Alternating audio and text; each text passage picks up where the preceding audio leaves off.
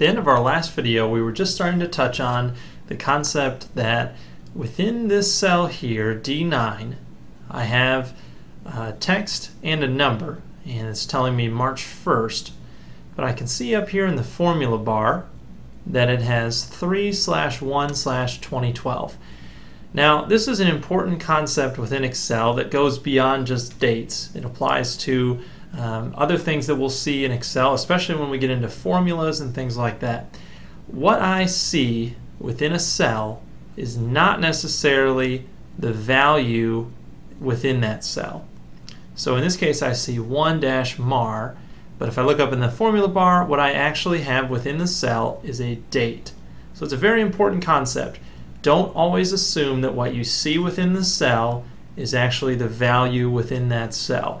Now, that might not seem important right now, but later when we go and we start linking cells together and using cells for formulas and math functions, we'll see that that's very important to remember that what I see in the cell is not necessarily the value within that cell.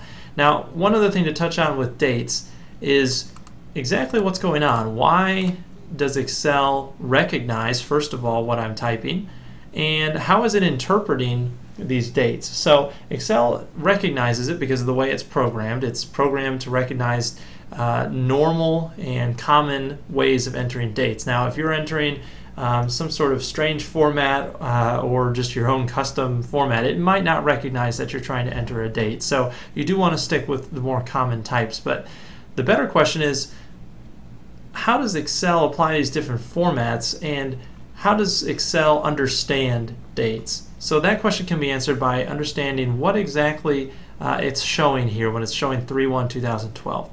What Excel really understands, even though it's showing me a date, it understands a number. And I can demonstrate that by typing in, just in this cell here in E3, I'm going to type the number 1.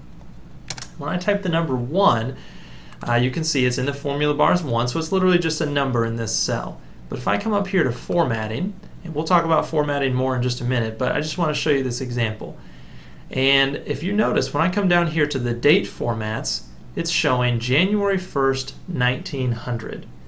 So this is important to understand that when I type 1, I get January 1st, 1900. And what's happening here is a good demonstration of the fact that Excel interprets dates as the number of days from a specific point in time. And that specific point in time is always December 31st, 1899.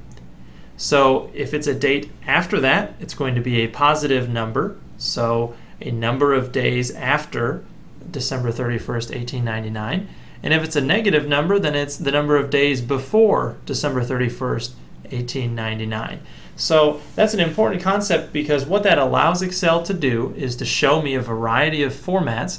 And as we'll see in later videos when we actually talk about using dates and using math with dates, it allows Excel to add and subtract, even multiply, and do a lot of very creative, very helpful functions with dates, because what I see on my screen is not really what Excel has within that cell. I see a date, Excel actually has a number of days within that cell. So with that in mind, let's go ahead and move on. We'll talk about some other types of formatting in the next video, so you can see how to make your text and numbers and a variety of other things look better on the screen.